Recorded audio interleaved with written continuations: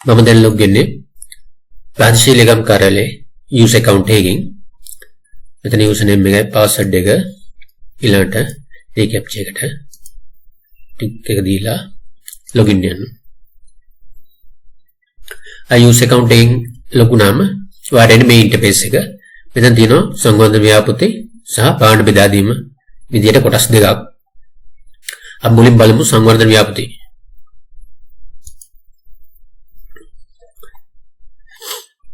और मुलिम में इन्ने में डेटा ඇතුළත් කරන इंटरफेस එක. මෙතනදී help එකක් තියෙනවා. මෙතන මේ ප්‍රශ්නාර්ථ ලකුණ ක්ලික් කළාම ඔයාලට මේකේ help එක තියෙනවා. මේ data දාන්න ඕන විදිය ඒ විස්තර ටික අමතරව මේ කරන විදිය YouTube එකෙත් හරහත් බලා ගන්න පුළුවන්.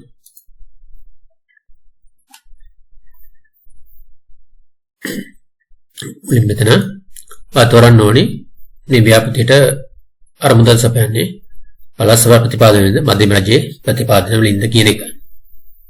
අපි පළාත් සභා ප්‍රතිපාදන ගමු. එතකොට එනවා අමාත්‍යාංශය මන්ත්‍රීවරයා. මෙතනදී මේ තියෙන අවශ්‍ය අමාත්‍යාංශ තෝරන්න ඕනේ. මෙතන ඔයාලට අවශ්‍ය අමාත්‍යාංශ නැත්නම් ඔබගේ දිස්ත්‍රික් ලේකම් කාර්යාලයට කතා කරලා දිස්ත්‍රික් ලේකම් කාර්යාලයෙන් සැලසුම් අංශයෙන් මේ අදාළ අමාත්‍යාංශ ඒ තොරතුරු මේකට පළමුව ඇඩ් කරගෙන ඉන්න ඕනි. ඊළඟට ආරම්භක දිනය, ව්‍යාපෘතිය පටන් ගන්න දිනය, ඊළඟට අවසන් දිනය. මේ ව්‍යාපෘතිය අවසන් නම් අපිට අවසන් කරපු දිනය දාන්න පුළුවන්. එහෙම නැත්නම් මේ පටන් ගන්න ව්‍යාපෘතිය නම් අවසන් කිරීමට නියමිත දිනය අපිට මෙතන ඇඩ් කරන්න පුළුවන්. ඊළඟ ගාමිණිධාරී කොට්ටාශය. දැන් ලොග් වෙලා තියෙන account එක අනුව මම දැන් සාම්පල් එකට ඉන්නේ කවල්ත දිස්ත්‍රික්කයේ මිල්ලනි කියන ප්‍රාදේශීය ලේකම් කොට්ටාශයේ account. කවල්ත දිස්ත්‍රික්කයේ හොරණ ප්‍රාදේශීය ලේකම් කාර්යාලය account එක. එතකොට මෙතන ඒ හොරණ ප්‍රාදේශීය ලේකම් කාර්යාලයේ ගාමිණිධාරී කොට්ටාශය පෙන්නනවා. එතනින් මේ ව්‍යාපෘති ක්‍රියාත්මක වෙන පාලේ මොකද්ද කියලා ඔයාලට ක්‍රියාත්මක වෙන ගාමිණිධාරී කොට්ටාශය මොකද්ද කියලා ඔයාලට තෝරන්න තියෙන්නේ. ඊළඟ ව්‍යාපෘති ඒ නම අපි මෙතන මේ ව්‍යාපෘති නම සාම්පලයක් විදිහට දෙමු. යුනිකෝඩ් වලින් ඔයාලට ටයිප් කරන්න තියෙන්නේ. ඊළඟ ව්‍යාපෘති ස්වභාවය ඉදිකිරීමද කොහොමද මොකද්ද කියන එක තෝරන්න තියෙන්නේ. අපි ඉදිකිරීමක් විදිහට ගමු. ඊළඟ වැඩසටහන මොකද්ද කියලා මෙතන ඩ්‍රොප් ඩවුන් එකේ තියෙනවා. මෙතන ඩ්‍රොප් ඩවුන් එකේ ඔයාලට අවශ්‍ය වැඩසටහන නැත්නම් දිස්ත්‍රික් ලේකම් කාර්යාලයේ සැලසුම් මංචයට කතා කරලා ඒ තොරතුරු ඇඩ් කරගන්න වෙනවා. ඒ වගේම ක්ෂේත්‍රය සෙට් කරන්න තියෙන්නේ. ගිවිසුම් ගත මුදල අපි සාම්පලයක් දාමු. යොසගන්න අනුමත මුදල වියදම අනුව ස්වයංක්‍රීයමේ මූල්‍ය ප්‍රගතිය වටහදින එක ටයිප් කරන් දෙන්නේ. මේ ටික විතරයි ඔයාලා ටයිප් කරන්න අවශ්‍ය වෙන්නේ. ඊළඟ භෞතික ප්‍රගතිය මේක පටන් ගත්ත එස්ටිමේට් සකස් කරමින් පවතී. මේ විදිහට ප්‍රගතිය දීලා තියෙනවා. ඔයා ව්‍යාපෘතියට ගැලපෙන ප්‍රගතිය මොකක්ද කියලා තෝරන්න තියෙන්නේ. ඊළඟ ක්‍රියාත්මක බලධාරියා එතනින් තෝරන්න. ඊළඟ ගිවිසුම්පත් සංවිධානය මොකක්ද කියන එක මම සාම්පල් ඩේට් ටිකක් දාන්නම්. ඒ වගේම දුරකථන අංකය. මෙතන අංක 10ක් අවශ්‍ය වෙනවා. අංක 10කින් දුරකථන අංකය දාන්න අවශ්‍යයි. ප්‍රතිලාභී කීයද කියලා ටයිප් කරන්න. ඊළඟ ගොනු අංකය. ගොනුව මොකක්ද කියලා ටයිප් කරන්න. ඒ වගේම ගොනුවේ මේ මූලික කොටස් ටික ඇතුළත් PDF එකක්. මේක ඔයාලට වගේ ෆෝන් එකකින් ස්කෑන් කරලා ගන්න පුළුවන්. ෆෝන් එකෙන් ස්කෑනර් එකකින් ස්කෑන් කරලා ඒක මෙතනට අප්ලෝඩ් කරන්න.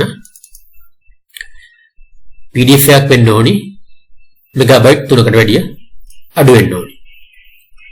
ව්‍යාපෘතිය අවසන් නම් මේ කොටස් ටික ඇතුළත් වෙලා තියෙනවා මේ PDF එකට.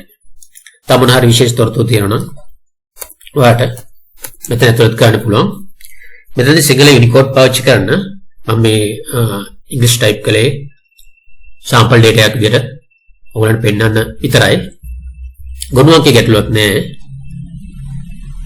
අයිත් එක සිංහල පාවිච්චි කරන්න. ඊළඟ මෙතන මේ තොරතුරු දීලා ඔයාලට සේව් කරන්න තියෙන්නේ. තව විශේෂතාවයන් දෙකක් තියෙනවා. එකක් තමයි අපිට මේක ඉදිකිරීමක් පාරක් වගේ නම් ග්‍රාමීණධාරී කොට්ටාශ කීපයක මේ ව්‍යාපෘති ක්‍රියාත්මක වෙනවා. එතකොට ඔයාලට අවශ්‍ය වෙන මෙතන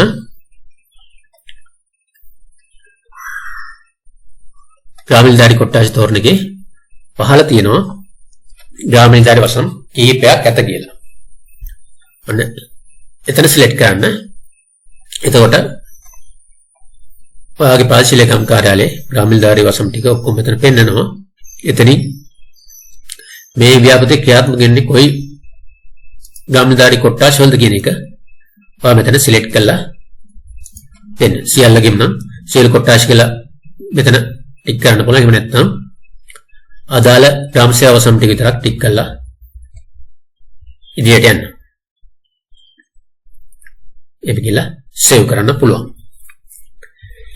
ඊළඟ වැදගත් කරුණ තමයි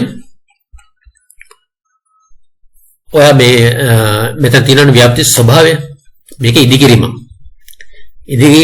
ඉදිකිරීමක් නම් ඔයා මෙතන සේව් කළාම ආට එනවා Google Map එකේ ලකුණු කරන්නත් ඒ ස්ථානය ඒ වගේම ඒ ස්ථානය සම්බන්ධ පින්තූර 5ක පරිමිතියටත් පින්තූර ඇතුළත් කරන්න. ඔයා ඒකට සූදානම් තමයි මේ තොරතුරු ඇතුළත් කරන්න අවශ්‍ය වෙන්නේ. ඒක තීරණය මේවා ව්‍යාපෘති අනුව ව්‍යාපෘති ස්වභාවය ඉදිකිරීම නම් ඔයා මෙතන data ටික සේව් කරලා පස්සේ location එක මාක් කරන්න එනවා. ඒ වගේම පින්තූර ඇතුළත් කරන්න එනවා. පුහුණු වැඩසටහන නම් ඔයා මෙතන data ටික සේව් කරලා පස්සේ ඔයාලා ඊට එන්නේ පින්තූර පහක උපරිමයක් දක්වා ඇතුළත් කිරීමේ පහසුකම්. අපි ඒක කරලා බලමු. මුලින්ම බලමු පුහුණු වැඩසටහනක් කියලා දාලා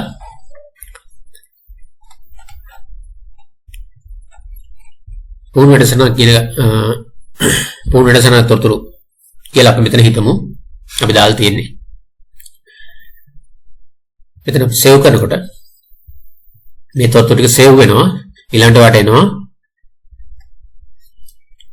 පුහුණු වැඩසටහනේ ඡායාරූප එකක් හෝ පහක් ඇතුළත් කරන්න කියලා. මෙතෙන්දී මේ ඡායාරූප ටික ලෑස්ති කරගෙන ඉන්න ඕනි. මොකද එකවර මේ ඡායාරූප ටික සිලෙක්ට් කිරීම අවශ්‍ය වෙනවා. මම මෙතන control බටන් එක ඔබාගෙන අවශ්‍ය පින්තූර ටික ක්ලික් කරලා සිලෙක්ට් කරගන්නවා. එහෙනම් open upload image.